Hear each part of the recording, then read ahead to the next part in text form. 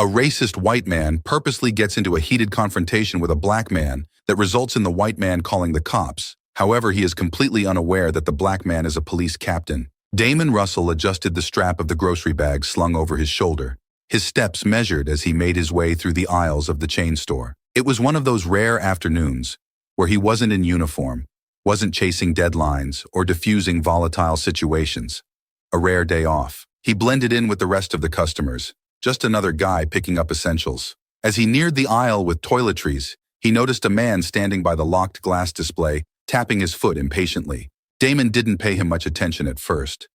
But as he walked closer, the man's voice grew louder, pulling him into the unfolding scene. "Unbelievable," the man muttered, his tone dripping with irritation.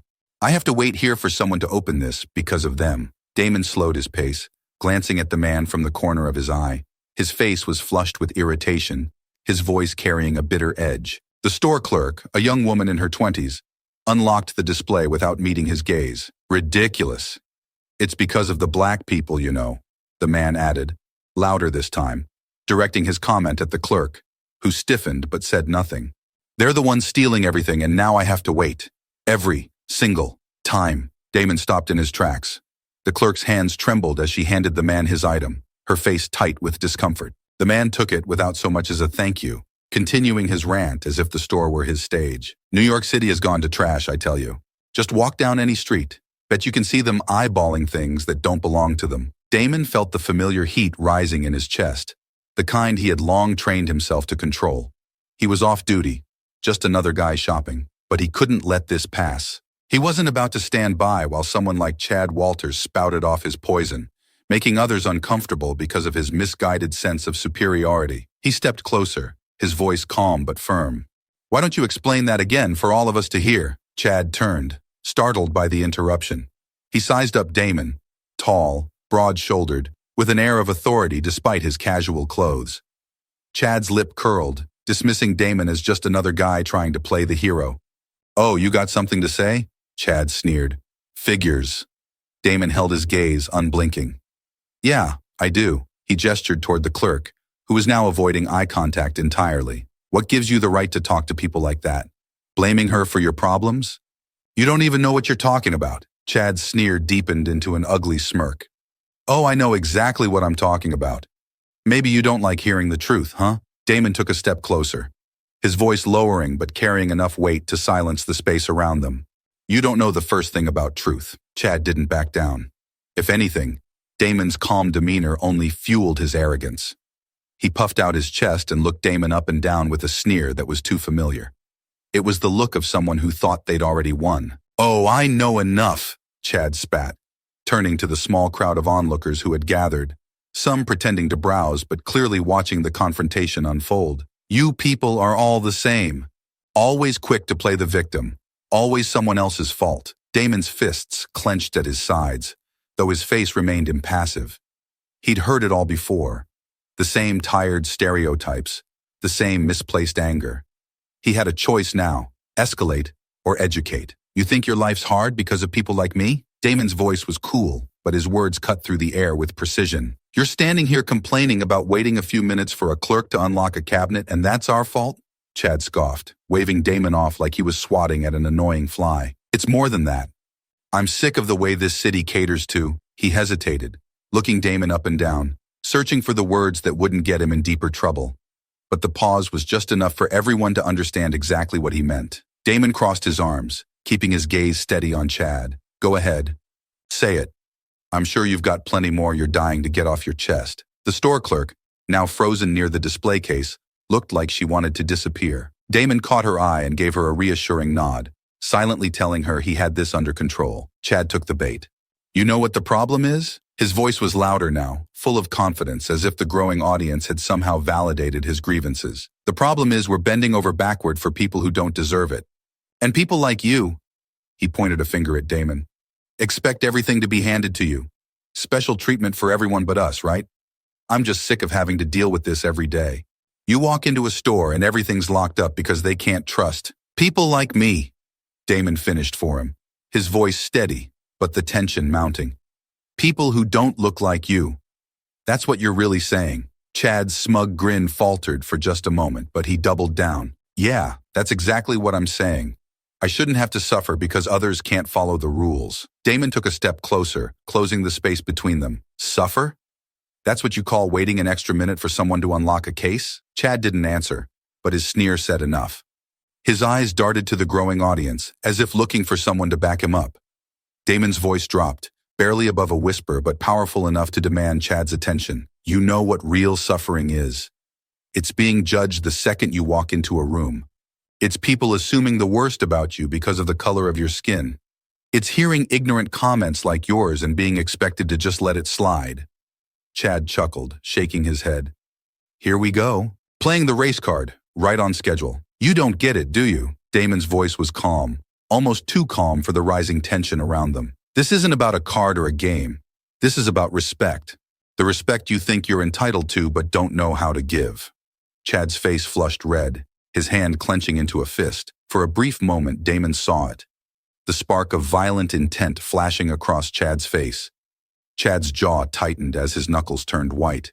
His body tensed, and for a split second, it looked like he was ready to swing. Damon didn't flinch. He stood his ground, his eyes locked on Chad's, daring him to make that move. But Chad hesitated. The crowd around them had grown larger, phones now out and recording. Chad glanced around, realizing that any attempt to get physical would only make things worse for him. His anger simmered, boiling under the surface, but he swallowed it down. He wasn't brave enough to follow through. Not in public. Not like this. You'll regret this, Chad spat, before turning on his heel and storming toward the exit. Damon watched him go, taking a deep breath. The tension in his chest began to ease, but there was still a simmering anger beneath his calm exterior. He turned to the clerk, who was still standing there, wide-eyed and uncertain. You all right? Damon asked gently. She nodded quickly. I didn't know what to say. I'm sorry. You don't have to apologize for him, Damon said, his tone softening. Just take care of yourself. With that, Damon turned and headed to the checkout, thinking that maybe now the situation was behind him. But deep down, he knew better. Damon stepped out of the store, the brisk air a welcome change from the tense atmosphere inside. He thought it was over, just another ugly incident that he could let fade into the background. But as he turned to head down the street, he felt a hard shove from behind. He stumbled forward, catching himself, and spun around to see Chad, his face twisted in a mixture of rage and triumph. You thought you could just walk away, huh?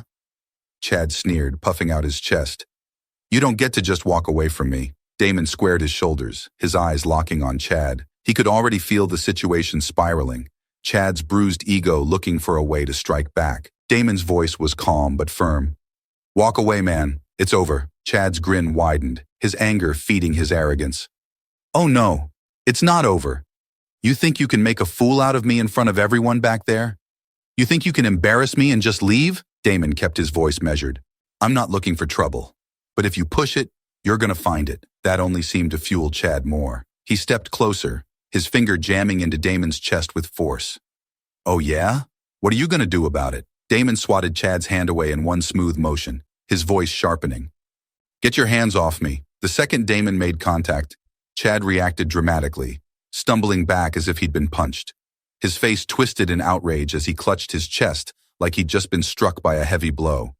Oh, that's it, Chad shouted, loud enough for everyone around to hear. You just assaulted me. Damon's eyes narrowed, but he stayed calm, knowing where this was going. He had seen this kind of overreaction before. Chad was making a scene, hoping to play the victim in front of whoever was watching. Chad reached for his phone, his hands shaking with manufactured anger. He dialed 911, making sure his voice was loud and clear as he spoke, his eyes never leaving Damon's. Yeah, I need the police, Chad said into the phone, his voice full of exaggerated panic. I've just been assaulted by a black man outside the store. He hit me. I'm standing here, minding my business, and this guy just attacked me. Damon's jaw tightened, but he said nothing, watching as Chad continued his performance. Yeah, he's still here, Chad continued, glancing at Damon with a twisted smirk. He's threatening me right now. You need to send someone fast. I don't feel safe. Damon stood his ground, arms at his sides, staring at Chad with a calm that belied the situation. Chad didn't realize what he was setting into motion, too wrapped up in his desire to turn the tables and paint himself as the victim. Chad hung up the phone with a satisfied smirk, his chest heaving like he'd just run a marathon. Oh, you're done now. They're on their way. And you're gonna regret ever laying a hand on me. Damon's gaze didn't waver. He had been through this kind of situation before. Someone twisting the truth, playing on racial stereotypes to get the upper hand. But Chad had no idea who he was really dealing with. Let's see how tough you are when they get here, Chad said, his voice laced with triumph. You're done. Damon didn't react, knowing the truth was about to unravel in front of Chad's eyes. The distant sound of sirens began to grow louder, and Chad's smirk widened, fully convinced that his plan was about to pay off. But Damon stayed still, his eyes locked on Chad, knowing that when the police arrived, the situation would take a very different turn than what Chad expected. Minutes later, the wail of sirens grew louder as the squad car pulled up to the curb. Chad stepped back, his arms spread wide, like a performer waiting for applause. His smirk was back in full force, clearly convinced that his victory was moments away. Officers, over here, Chad shouted, waving them over with exaggerated energy. That's him. That's the guy who assaulted me. Two officers stepped out of the car. Officer Davis, young and fresh-faced, and Officer Torres, older and more seasoned. Davis approached first, clipboard in hand, while Torres hung back, taking in the scene with cautious eyes. What seems to be the problem here, sir? Officer Davis asked, his voice steady. Chad wasted no time, pointing a dramatic finger at Damon. This guy hit me. I was just walking, minding my own business, and he hit me. I want him arrested. Right now. Damon stood quietly, his arms relaxed at his sides, keeping his calm. This wasn't the first time someone had tried to twist a situation like this to their advantage. Before Davis could respond, Officer Torres stepped forward, his expression shifting as he recognized Damon. Wait, Captain Russell? Davis blinked, glancing between Damon and Torres, confused. Captain? Chad's smirk faltered for the first time. His eyes darted between Damon and the officers. Wait, what? He's a cop? Damon nodded, his tone measured. That's right. The tension shifted immediately, and Chad's confidence wavered, but he wasn't backing down. Not yet. I don't care if he's the mayor. Chad's voice rose again, desperation creeping in. He assaulted me, and I'm pressing charges. You need to arrest him. Officer Torres's eyes narrowed slightly, his tone firm. Sir, I suggest you calm down. Calm down? Chad's voice cracked with disbelief. I'm the victim here. He hit me, and you're telling me to calm down? Torres stepped forward, his patience clearly wearing thin. Sir, I need you to lower your voice and back off. But Chad wasn't done.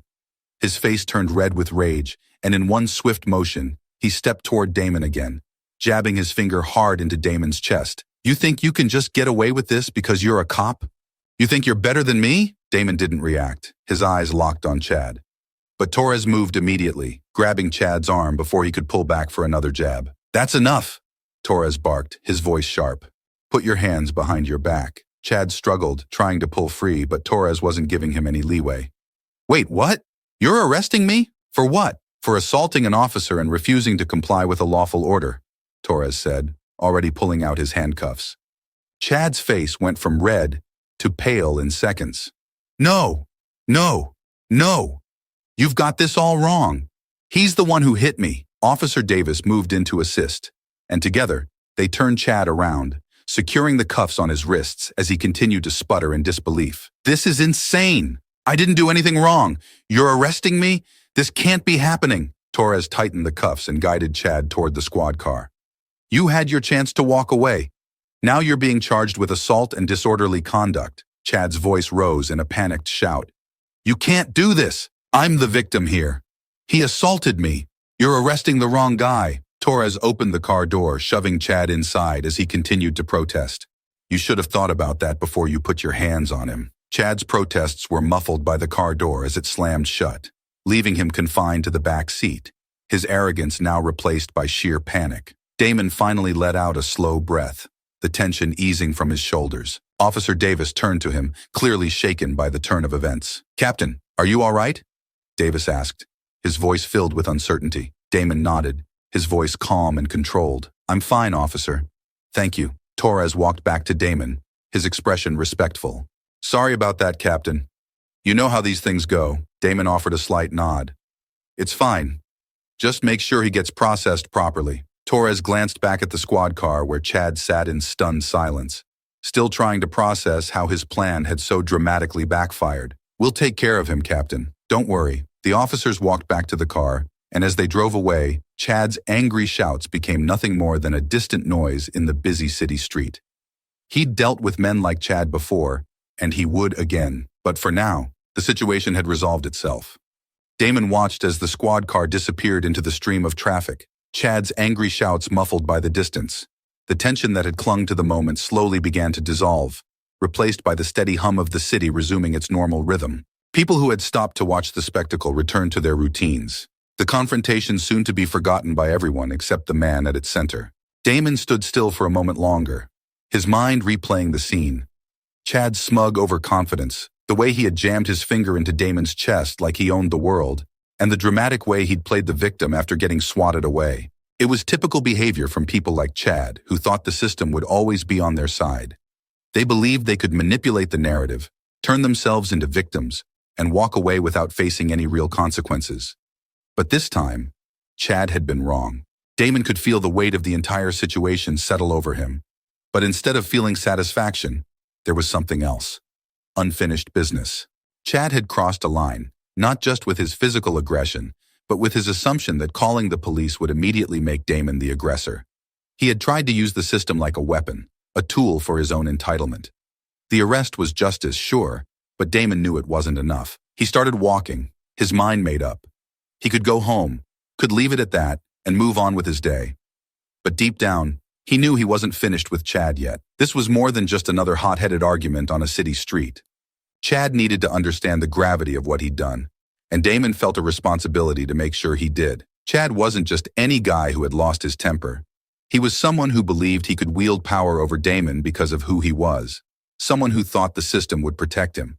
That was the part Damon couldn't let slide. As he walked toward the precinct, his pace quickened. He had dealt with people like Chad his entire career, people who thought they could manipulate the police, twist the facts, and walk away without facing real consequences. But Chad had run into the wrong person this time, and Damon was going to make sure he understood that before the day was over. The precinct loomed ahead, familiar and steady, a place where Damon had handled countless situations like this one. But this was different. This time, he wasn't just dealing with an entitled man who thought he could win by calling the cops. He was confronting the deeper issue, the entitlement that Chad had come to believe was his birthright. He walked into the station, the noise of busy officers and ringing phones filling the air. At the front desk, an officer looked up, recognizing Damon instantly. "Captain Russell," the officer greeted, a hint of surprise in his voice. "You hear about Walters?" Damon nodded, his expression serious. "I need to speak with him." The officer raised an eyebrow, clearly not expecting that. "He's in holding. Caused a bit of a scene when we brought him in. You sure you want to deal with him?" Damon's voice was firm. "I'm sure. I need to have a conversation with him." The officer hesitated for a moment before nodding and gesturing for Damon to follow. As they made their way toward the holding cells, Damon's thoughts narrowed. This wasn't about gloating or rubbing Chad's face in the reality of his situation. This was about making sure Chad understood that his actions had consequences, that people like him couldn't just walk through life assuming they could bend the system to their will. As they approached the holding area, the officer gestured toward the far end of the row. "He's in the last cell," he said quietly. "I'll leave you to it." Damon gave a nod of thanks and walked toward the cell, where Chad sat on a bench, his hands resting on his knees. His head was bowed, the cocky arrogance drained from his body, leaving only a man who was now trapped in the consequences of his actions. Damon stopped just outside the bars, looking at Chad's slumped figure. He could sense the tension still simmering beneath the surface, the man's disbelief at how quickly his narrative had been shattered. Chad hadn't noticed him yet. He still seemed caught in his own thoughts, the reality of the situation slowly sinking in. Damon stood there for a moment longer, allowing the weight of what was about to happen to settle in. He wasn't there to gloat or to rub salt in the wound. He was there to make sure Chad understood that the world didn't work the way he thought it did. With that thought, Damon stepped forward, ready for the conversation that was about to unfold.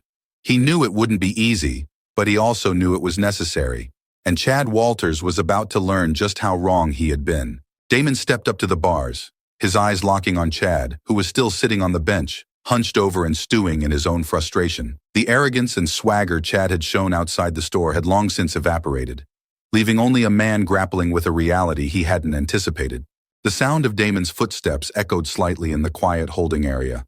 finally catching Chad's attention. Chad lifted his head, his eyes narrowing as he saw Damon standing there. For a moment, a flash of defiance crossed Chad's face, but it quickly faded, replaced by confusion and a flicker of fear. "What are you doing here?" Chad asked, his voice hoarse, the bravado gone. Damon folded his arms, standing just outside the bars, his expression calm but firm. "I came to talk to you. You need to understand something." Chad's face twisted, a mixture of anger and disbelief flashing in his eyes. "Understand what? That you're here to rub it in? You already got what you wanted. I'm the one sitting in a cell." Damon didn't flinch. "I'm not here to rub anything in. I'm here because you need to understand why you're in this cell and how you got here." Chad stood up, his movements jerky, the frustration he'd been bottling up starting to leak out. "I know exactly why I'm here. You set me up. You knew you could twist things because you're a cop." Damon's expression remained calm, though his voice hardened slightly. "Set you up? You think I needed to set you up? You're here because of your own actions." Chad scoffed, shaking his head. "Actions? I was the one who got hit. You shoved me, and now I'm sitting in here while you walk free." Damon took a step closer, his voice low but commanding. "I didn't shove you, Chad. I swatted your hand away when you put your hands on me. Twice. And when you called the police, you thought they'd come down and arrest me just because you said so." Chad's jaw clenched, and he turned away, staring at the wall. "You don't know anything about me. You think you've got it all figured out because you wear a badge." "I don't need to know anything about you," Damon replied, his tone firm but not aggressive. "What I know is that you assumed calling the police would give you control.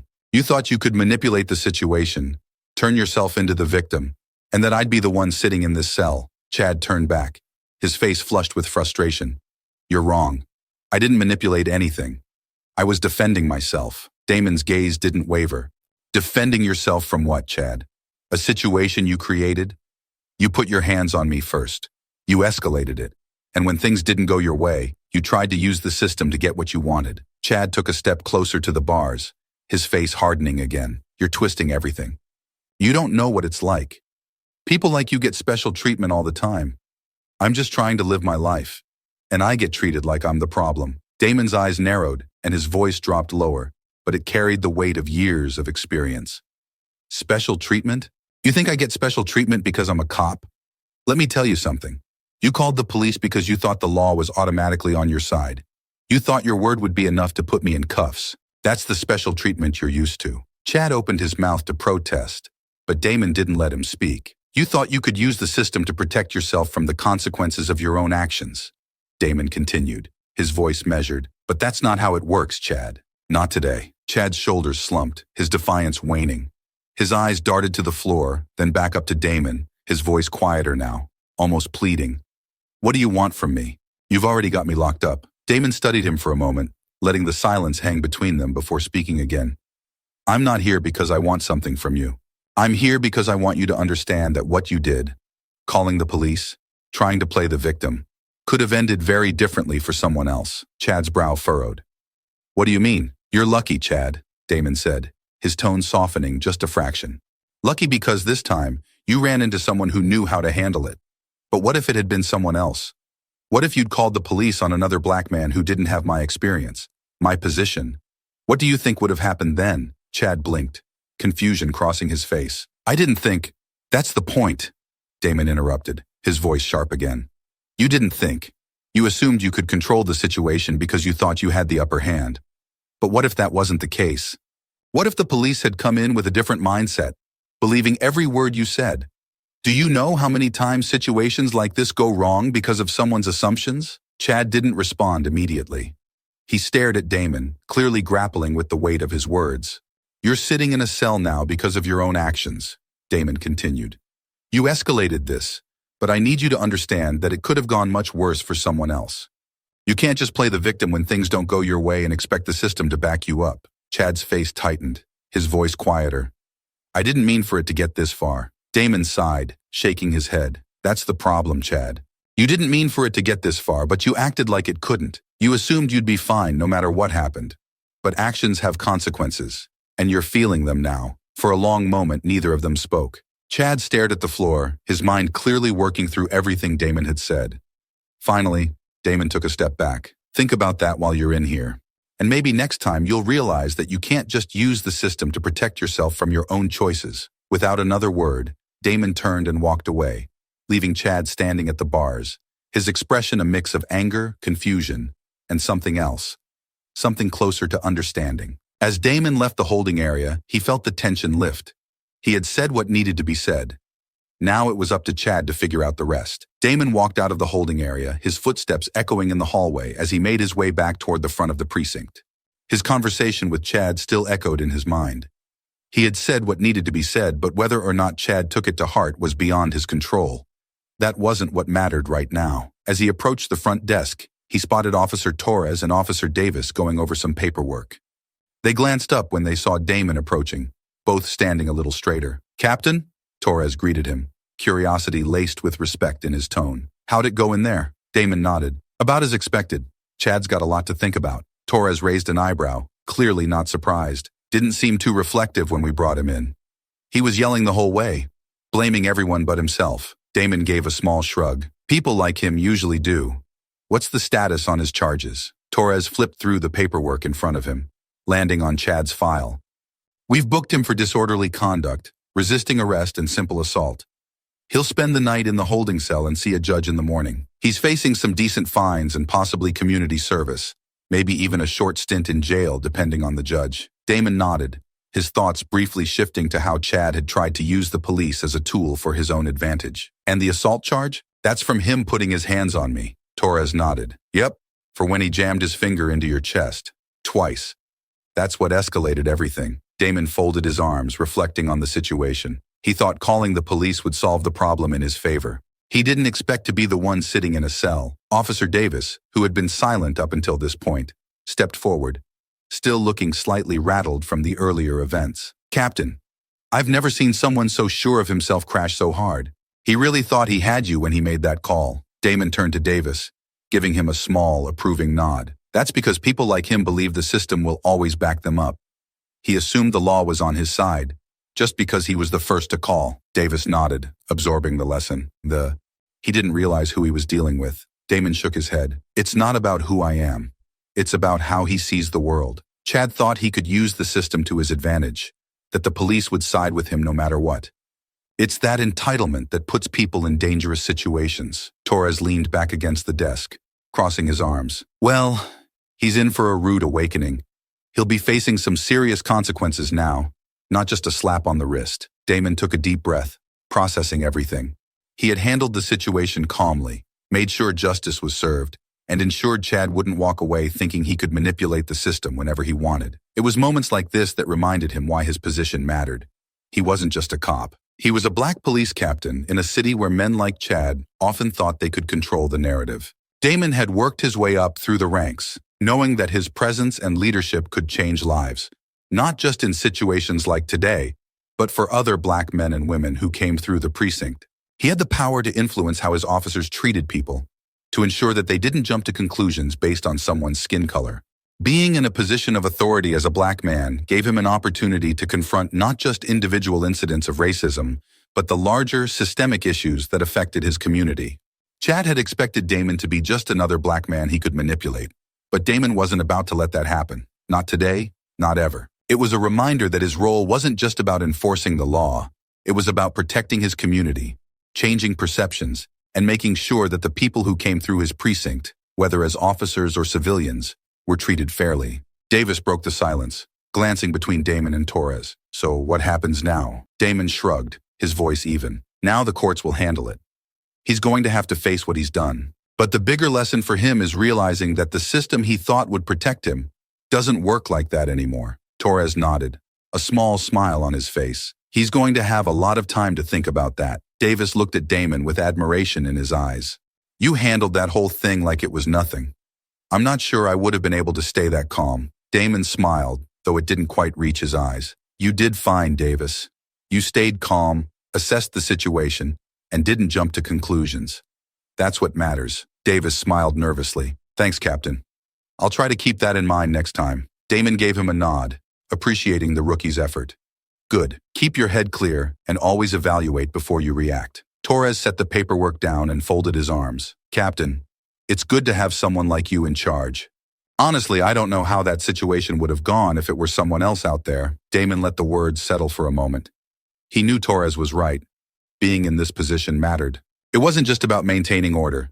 It was about making sure that people like Chad didn't think they could manipulate the system to their advantage. It was about ensuring that black men and women who crossed paths with the police would be treated fairly, with dignity and respect. Thanks, Torres, Damon said quietly. But it's not just about me. It's about making sure everyone in this precinct knows that the rules apply equally to everyone, no matter who makes the call. Torres smiled, but his tone was serious. You're making a difference here, Captain. We all see it. Damon nodded, appreciative of the acknowledgement. He glanced at the clock on the wall. It was getting late, and the weight of the day was beginning to settle on his shoulders. It was time to head home, but the significance of the day lingered with him. Today had been a reminder of why he worked so hard to get where he was, and why he needed to keep pushing for change. Keep me updated on Chad's case, Damon said finally, turning to leave. And make sure he gets processed by the book. Torres gave a quick nod. Will do, Captain. As Damon walked out of the precinct, the cool night air hit his face, and for the first time in hours, he felt some of the tension release from his body. Chad would face the consequences of his actions, and Damon knew that, at least today, he had played a part in ensuring the system worked the way it was supposed to. He wasn't just proud of being a police captain. He was proud to be a black police captain, a role that gave him the opportunity to make sure men like Chad couldn't misuse the system, and to protect those in his community who needed it most. And that, Damon knew, was the real victory today. It had been a few weeks since the incident, and Damon found himself in the courtroom, sitting quietly in the back row, waiting for the case of Chad Walters to be called. The room buzzed with hushed voices, lawyers exchanging paperwork, and a few spectators watching the proceedings.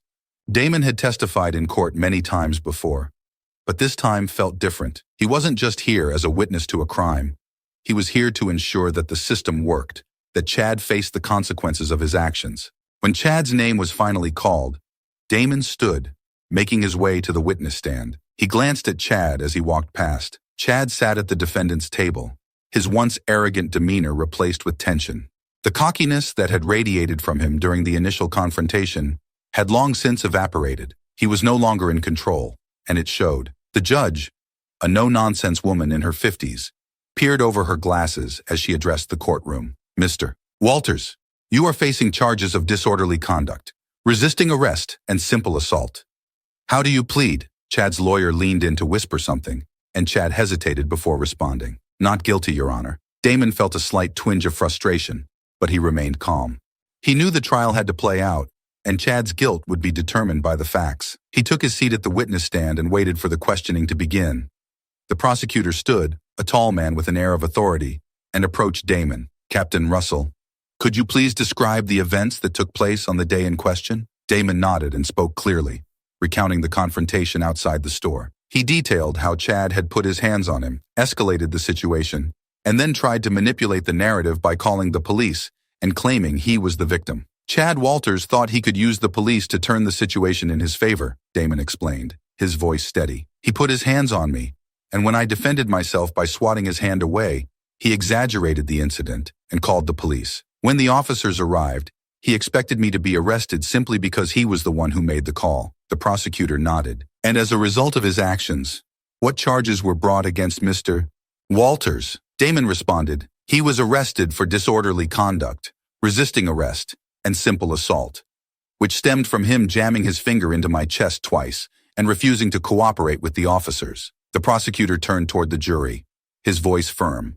Captain Russell, in your professional opinion, was Mr. Walters attempting to manipulate the situation by falsely claiming he had been assaulted? Yes, Damon replied without hesitation.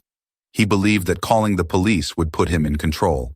When that didn't happen, he escalated things even further. The defense attorney, a sharply dressed man, stood and approached Damon with a practiced air of skepticism. Captain Russell, is it possible that Mr. Walters felt threatened by your actions and was merely trying to defend himself? Damon didn't flinch. No, he was the one who initiated physical contact, and when I defended myself, he chose to overreact. He wasn't defending himself, he was trying to provoke me into a situation where he thought he could use the system against me. The defense attorney pressed on. But couldn't it be said that you, as a police captain, had the authority and experience to de-escalate the situation. Damon's gaze didn't waver. I did de-escalate the situation. I didn't retaliate physically after he put his hands on me. I stayed calm, and the police handled the rest. The defense attorney gave a slight nod, clearly seeing that this line of questioning wouldn't sway the court, and sat back down. The prosecutor took over once again. No further questions, Your Honor. Damon stepped down from the witness stand and took his seat again, his eyes briefly locking with Chad's. Chad shifted uncomfortably in his chair, clearly realizing that the walls were closing in. As the courtroom proceeded, it became increasingly clear that Chad had little defense. The testimony from Damon and the officers who had arrived on the scene painted a picture of a man who had tried to turn the law to his advantage, only to find himself on the wrong side of it. The judge, after hearing the evidence, gave a firm nod. I have reviewed the testimony and the charges against Mr. Walters. It's clear that Mr. Walters' actions were not just reckless, but also an attempt to manipulate the police for his own benefit. This court finds Mr. Walters guilty of disorderly conduct, resisting arrest, and simple assault. Chad's face paled, his lawyer's attempts at downplaying the charges clearly falling flat. The judge continued, Mr. Walters, you are hereby sentenced to pay a fine for each of the charges, and you will also serve 60 days of community service. You'll attend anger management counseling, and should there be any further incidents, this court will not hesitate to impose harsher penalties. Chad's mouth opened in protest, but his lawyer placed a hand on his arm, urging him to stay quiet. It was clear there was no room left for argument. Damon felt a sense of closure as the judge brought down the gavel. Chad would have to face the consequences of his actions, and though it might not be a long prison sentence, the message was clear. The system couldn't always be bent to his will. As the courtroom cleared, Damon stood by the doors, watching Chad shuffle out, his arrogance completely stripped away. For a moment, their eyes met again. Chad quickly looked away, his shoulders slumping as he was escorted out. Torres, who had been sitting in the back of the courtroom, walked up beside Damon, a small smile tugging at his lips. Looks like justice was served. Damon nodded slowly. Yeah, it was. As they walked out of the courthouse together, Damon couldn't help but feel a sense of pride, not just because Chad had been held accountable, but because he, as a black police captain, had been in a position to ensure justice was done. His role allowed him to protect others in his community, ensuring that situations like this weren't swept under the rug. It was moments like this that reminded him why he worked so hard to rise through the ranks, so he could be in the room when these decisions were made, and so that men like Chad couldn't weaponize the system against those it was supposed to protect. Justice had been served, and for Damon, that was what mattered most. A few months had passed since Chad's sentencing, and life at the precinct had settled into its usual rhythm. Damon continued managing his team, addressing day-to-day issues, and ensuring everything ran smoothly. But the memory of his encounter with Chad Walters remained fresh. Damon had long since moved past it, but every now and then, the thought of Chad's smug face and his assumption that he could manipulate the system came back to him. One afternoon, Officer Torres knocked on Damon's office door before stepping in. Damon looked up from his paperwork and nodded for him to enter. Captain, you got a minute? Torres asked, his tone careful, suggesting something out of the ordinary. Sure. What's up? Damon replied, leaning back in his chair. Torres sat down across from him, his expression a mix of hesitation and curiosity. I just heard something about Chad Walters, the guy we arrested a few months back. You remember him? Damon's eyes narrowed slightly at the mention of Chad's name. He hadn't forgotten. Chad's entitled attitude and the way he had made those disgusting racist remarks in the store were seared into his mind. Yeah, I remember. What about him? Torres leaned forward. Word is that after the charges stuck, he lost his job. His company didn't want the bad press, especially after everything that came out in court. Since then, he's been having a rough time. No steady work, struggling to get back on his feet. Damon sat in silence for a moment, taking it in. He wasn't surprised. Chad had lived his life, assuming he could say and do whatever he wanted, with no consequences. Now, reality had hit him, and it had hit him hard. I figured something like that might happen, Damon finally said, his voice calm. Torres nodded slowly, his eyes scanning Damon's face. Some of the guys were wondering if, I don't know, you feel any kind of regret? I mean, the guy's life is in shambles now. He lost his job, and he's struggling. Do you ever wonder if it was too much for just one incident? Damon raised an eyebrow at the question, but his response came without hesitation. Regret? No, Torres. I don't regret a thing. Torres looked at Damon, waiting for him to continue. Damon leaned forward slightly, his voice steady but firm. You weren't in the store that day, but let me tell you what kind of man Chad Walters is.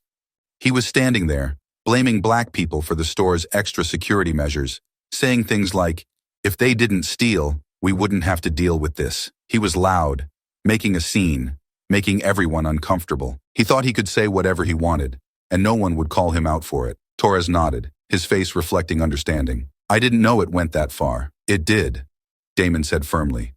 And when I stepped in and told him to knock it off, he escalated. He didn't just stop with the comments. He put his hands on me, thinking he could intimidate me. And when I didn't give him the reaction he wanted, he called the police, assuming we'd show up, take his side, and throw me in jail. That's who Chad Walters is.